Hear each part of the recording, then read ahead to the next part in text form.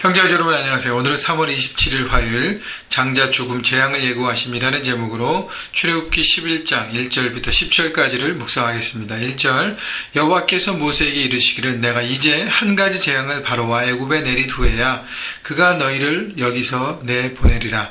그가 너희를 내보낼 때에는 여기서 반드시 다 쫓아내리니. 자, 하나님께서 모세에게 말씀하신 이 내용을 보면 이제 9가지 재앙을 내렸는데 한 가지 더 해야 바로가 마음을 움직이고 너희들이 이스라엘 백성들이 출애굽을 할 것이라는 어떤 출애굽의 전체 픽처를 모세에게 보여주십니다. 하나님의 뜻과 계획을 모세는 하나님과의 만남과 대화를 통해서 다 듣게 되는 것이죠. 자, 이 말씀을 우리에게 적용해 보면 우리가 살아가는 데 있어서 하나님의 뜻이 내 삶에 또 내 삶의 현장에서 내가 결정해야 될 모든 부분들에서 하나님의 뜻이 무엇인지 모를 때 우리는 참 어렵잖아요. 그죠? 근데 그 뜻을 알고 사는 인생과 모르고 사는 인생은 천지 차이라는 것입니다. 그래서 하나님의 뜻을 알고 나가야 하는 것이죠.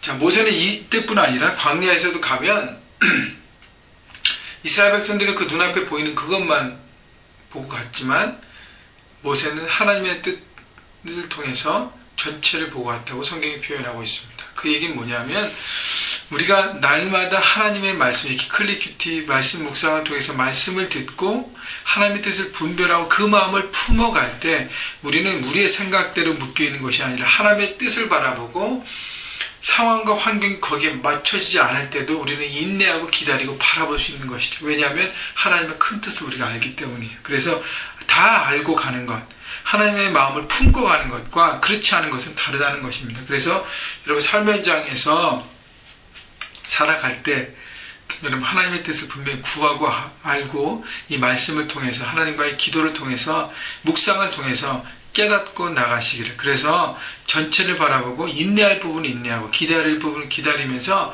모든 장애를 통과하고 장애물들을 통과하고 하나님의 뜻을 이루어드리는 귀한 열매를 맺어가는 여러분 모두가 되시기를 주님의 이름으로 축원합니다.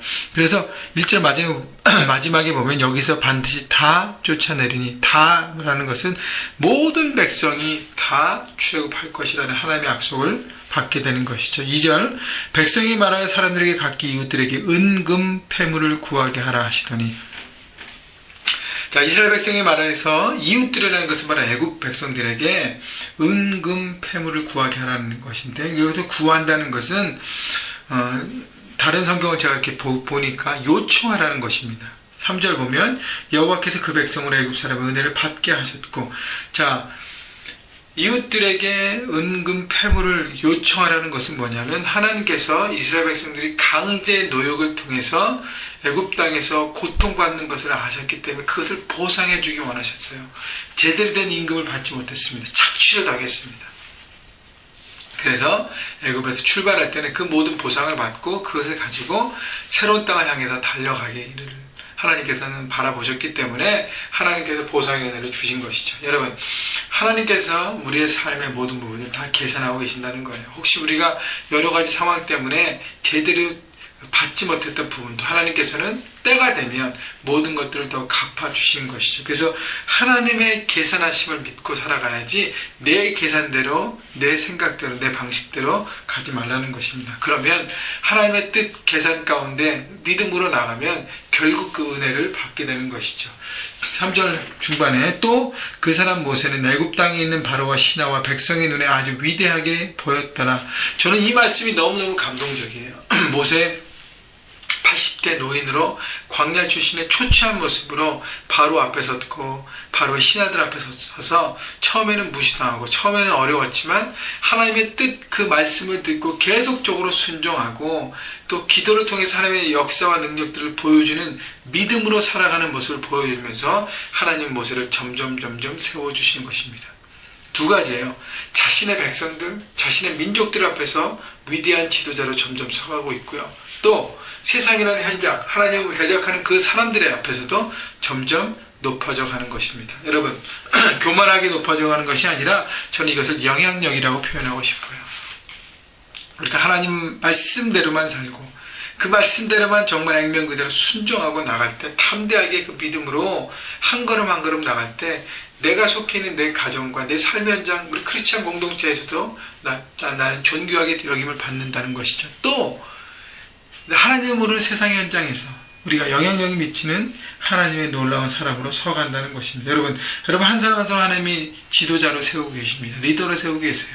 어떤 모양이 될지 말씀대로 순종하고 모세처럼 믿음의 걸음을 걸을 때 여러분 하나님이 여러분을 높여주심을 여러분 생각하시고 삶의 현장에서 승리하시기를 주님의 이름으로 축원합니다. 4절 모세가 바로에게 이르되 여호와께서 이와 같이 말씀하시기를 밤중에 내가 애굽 가운데로 들어가리니 애굽 땅에 있는 5절 모든 처음 난 것은 왕위에 앉아있는 바로의 장자로부터 맷돌 뒤에 있는 몸종의 장자와 모든 가축의 처음 난 것까지 죽으리니 애굽 온 땅에 전무후무한 큰 부르짖음이 있으리라. 자, 마지막 재앙을 하나님이 모세에게 말씀하십니다. 그래서 모세가 바로에게 가서 얘기하는 것이죠. 그래서 모세가 어떻게 밤중에 애굽 가운데 들어가서 선포할 때 장자의 죽음, 모든 사람 애굽의 바로의 왕 첫째 아들부터 신하들의 아들, 백성들의 아들 그리고 모든 가축의 첫 새끼도 다 죽는다는 것입니다. 여러분 지금 애굽의 그동안의 9가지 재앙으로 많은 것들이 희생당하고 많은 것들이 무차별하게 다 초토화됐습니다. 이제 거의 남은 건 사람밖에 없어요. 그렇죠? 물론 온역과 이런 걸로 막 피부병과 어려웠지만 그래도 생명을 유지했잖아요. 그런데 거기에 첫째들을 다 하나님께서 죽음으로 몰아넣으신다고 말씀하시는 것이죠.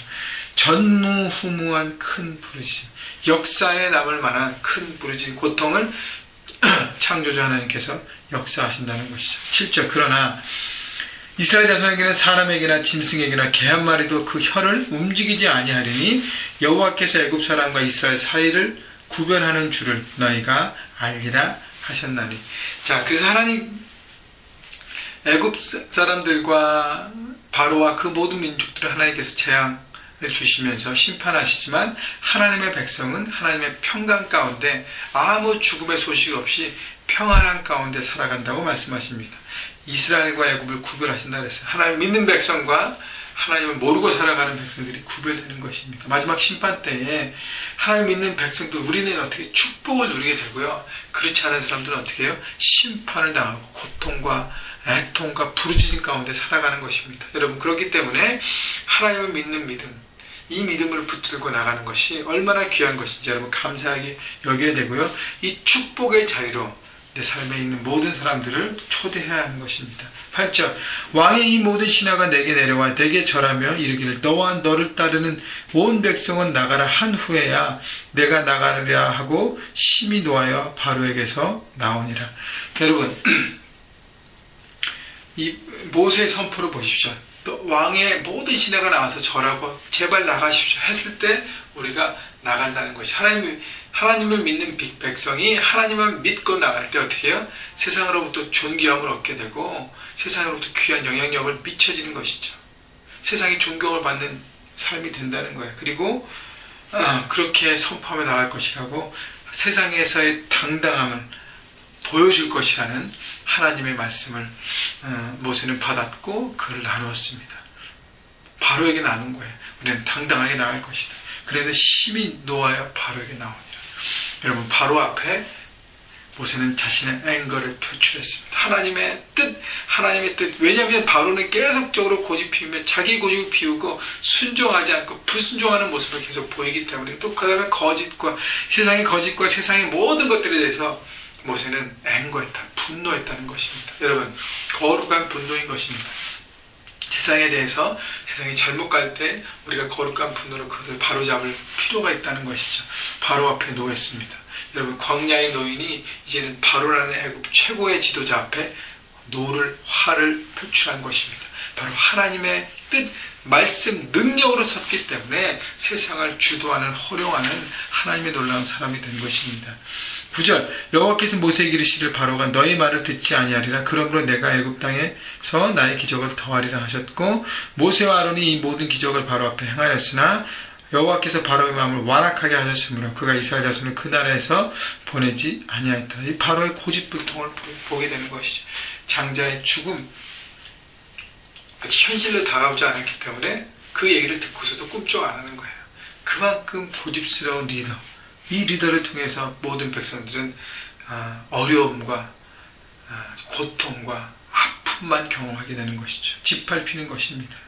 여러분, 그래서 현실로 보여지지 않는다고 해서 말씀을 들었지만 믿지 않는다는 것은 지혜롭지 못한 행동이에요. 결국 그 지혜롭지 못한 선택 때문에 자기의 백성들은 고통당합니다. 말씀을 들었을 때 말씀이 보여지지 않아도 보여줄 것을 믿고 바라보고 순종하는 것이 지혜로운 선택입니다. 여러분, 바로로부터 귀한 레슨을 받으셔야 되고요. 그 다음에 모세처럼 해서 여러분 세상에서 당당하게 오늘도 삶의 현장에서 선포하시고 불의에 대해서 노하시면서 정의를 선포하시고, 그러나 정의만 외치지 않고 사랑으로 품고 섬겨서 공의와 사랑을 나타내는 하나님의 사람으로 삶의 현장에서 승리하시기를 주님의 이름으로 축원합니다.